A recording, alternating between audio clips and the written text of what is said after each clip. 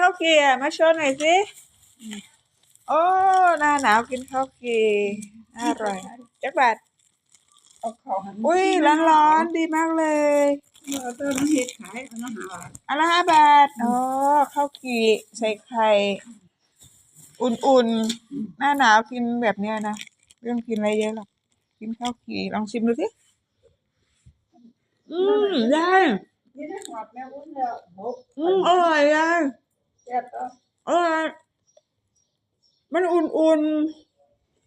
ๆมันไข่มันออกมันแล้วก็อุ่น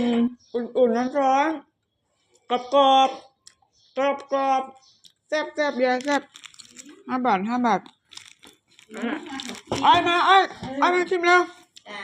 มันหอนแล้วอากาศหนาวกินมันร้อนเลยอ้อยเลยปาก